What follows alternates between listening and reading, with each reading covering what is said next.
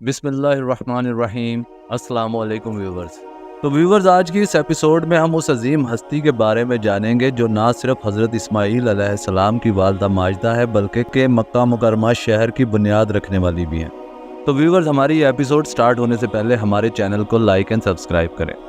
جیسا کہ تاریخ بتاتی ہے کہ حضرت ابراہیم علیہ السلام کے دور میں اس وقت کے مصر کے فرعون نے اپنی بیٹی حضرت ہاجرہ علیہ السلام کو حضرت ابراہیم علیہ السلام کے ساتھ بیعہ دیا تھا اور اس کو نصیحت کی تھی کہ میری بیٹی اس گھر یعنی حضرت ابراہیم علیہ السلام اور حضرت سارہ کے گھر میں کنیز بن کر رہنا دوسرے گھر میں ملکہ بن کر رہنے سے بہتر ہے۔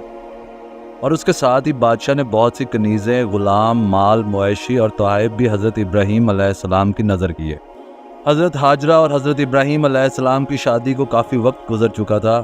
حضرت ابراہیم علیہ السلام کی عمر 80 برس سے اوپر ہو چکی تھی، لیکن وہ ابھی تک بے اولاد تھے۔ حالانکہ وطن سے ہجرت کرتے وقت وہ ایک صالح بیٹے کے لیے اللہ تعالیٰ سے دعا کر چکے تھے۔ آخر ان کی دعا پوری ہونے کا وقت آ گیا اور اللہ تعالیٰ نے ان کو بشارت دی کہ ہم تمہیں ایک بردبار بیٹا عطا کریں گے۔ چنانچہ تھوڑے ہی عرصے بعد اللہ تعالیٰ نے انہیں حضرت ہاجرہ کے بطن سے ایک بیٹا عطا فرمایا جن کا نام انہوں نے اسماعیل رکھا۔ اس وقت حضرت ابراہیم علیہ السلام کی عمر 86 برس کی تھی۔ حضرت اسماعیل علیہ السلام ابھی دودھ پیتے بچے ہی تھے کہ حضرت ابراہیم علیہ السلام کو اللہ تعالیٰ کی طرف سے حکم ہوا کہ اپنی بیوی ہاجرہ اور بچے حضرت اسماعیل کو عرب کی فلاں ناقابل کاشت وادی میں چھوڑ آؤ۔ اس وادی کو وادی فیران بھی کہا گیا ہے۔ چنانچہ حضرت ابراہیم حضرت ہاجرہ اور ننھے بچے حضرت اسماعیل کو ساتھ لے کر حبرون سے نکلے اور طویل سفر طے کر کے حجاز کی اس سنسان اور بنجر وادی میں داخل ہوئے جس میں بعد ازاں کعبۃ اللہ تعمیر ہوا اور شہر مکہ آباد ہوا۔ انہوں نے بیوی اور بچے کو ایک درخت کے نیچے چھوڑ دیا جہاں بعد میں زمزم نکلا۔ اس سنسان وادی میں اس وقت نہ کوئی آبادی تھی اور نہ کہیں پانی موجود تھا۔ حضرت ابراہیم علیہ السلام نے چمڑے کا ایک تھیلا جس میں کھجوریں تھی اور پانی کا ایک مشکیزہ حضرت ہاجرہ کو دیا اور ان کو اللہ کے سہارے پر چھوڑ کر واپس چل دیے۔ حضرت ہاجرہ علیہ السلام ان کے پیچھے چلی اور پکار کر کہا، اے ابراہیم، آپ ہمیں اس ویرانے میں چھوڑ کر کہاں جا رہے ہیں؟ یہ بات انہوں نے کئی مرتبہ کہی لیکن حضرت ابراہیم علیہ السلام نے کوئی جواب نہ دیا۔ آخر حضرت ہاجرہ نے کہا، کیا آپ کو اللہ نے ایسا کرنے کا حکم دیا ہے؟ حضرت ابراہیم علیہ السلام نے فرمایا، ہاں۔ یہ سن کر حضرت ہاجرہ بولی، اگر یہ معاملہ ہے تو اللہ ہمیں ضائع نہیں کرے گا۔ پھر وہ لوٹ کر ننھے اسماعیل علیہ السلام کے پاس آ بیٹھی۔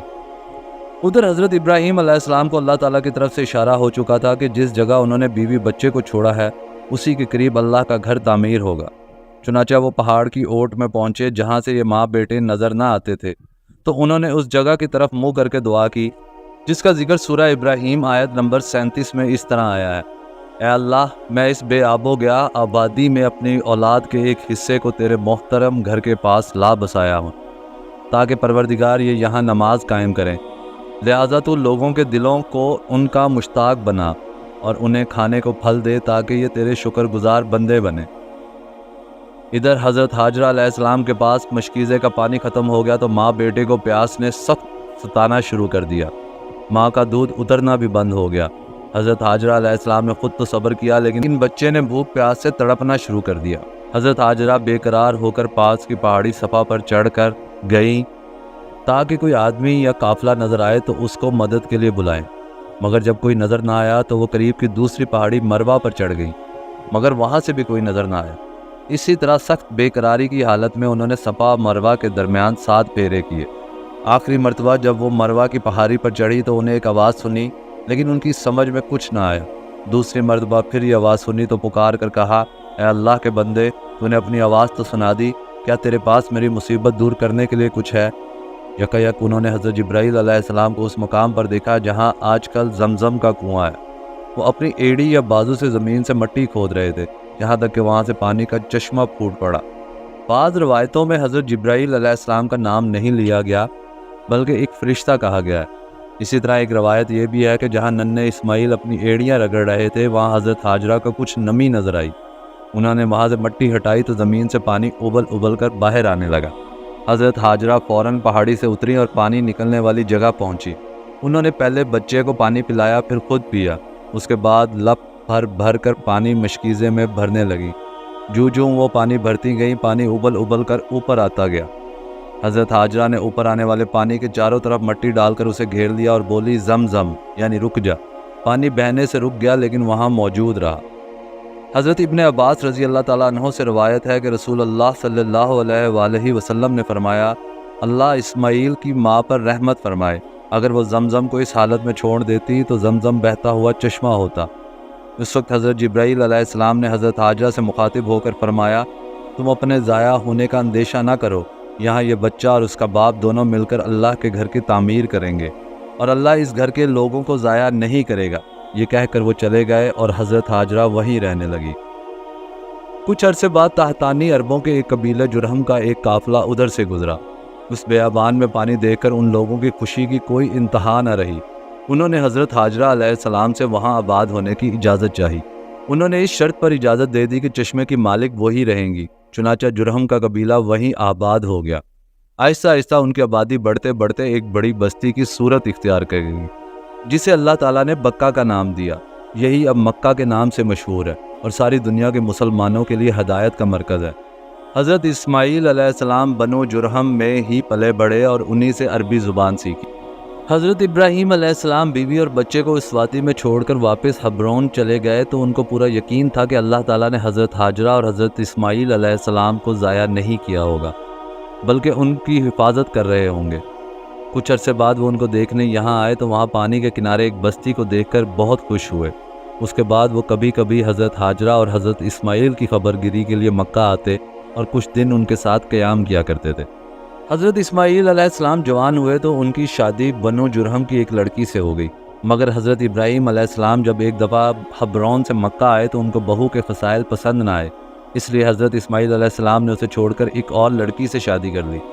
حضرت ابراہیم علیہ السلام کو اس بہو کی سیرت و کردار بہت پسند آیا۔ اس سے حضرت اسماعیل علیہ السلام کے 12 لڑکے پیدا ہوئے، جن سے ان کی نسل چلی اور سارے عرب میں پھیل گئی۔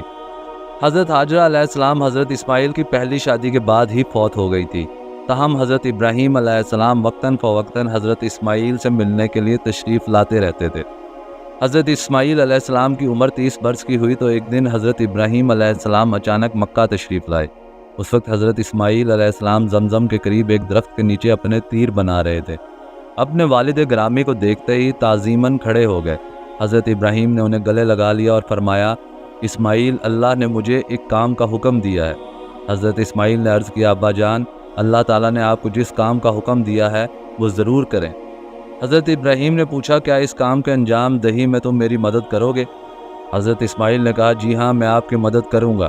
اب حضرت ابراہیم علیہ السلام نے قریب کی ایک زمین کی طرف اشارہ کر کے فرمایا، اللہ نے مجھے یہاں ایک گھر بنانے کا حکم دیا ہے۔ یہ جگہ ارد گرد کی زمین سے کچھ بلند تھی۔ اس کے بعد دونوں باپ بیٹوں نے خانہ کعبہ کی بنیادیں اٹھائی۔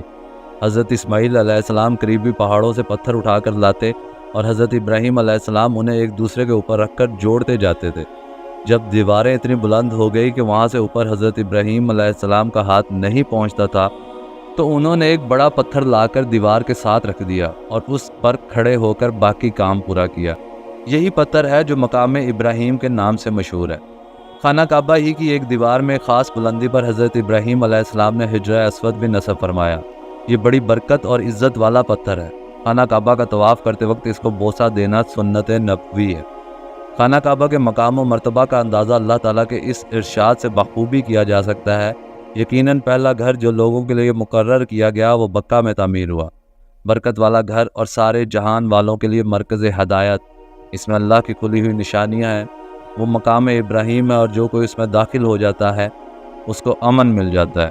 ایک روایت میں آتا ہے کہ حضرت حاجرہ علیہ السلام نے اپنے فرزند حضرت اسماعیل علیہ السلام کو پھلتے پھولتے دیکھا۔ ان کی اولاد کو دیکھ کر اپنی آنکھیں ٹھنڈی کی اور پھر ان کے سامنے ہی 90 سال کی عمر میں اللہ کو پیاری ہو گئی۔ ان کی آخری آرام گاہ حرم کی مقدس سرزمین ہی بنی۔ واللہ عالم بالصواب۔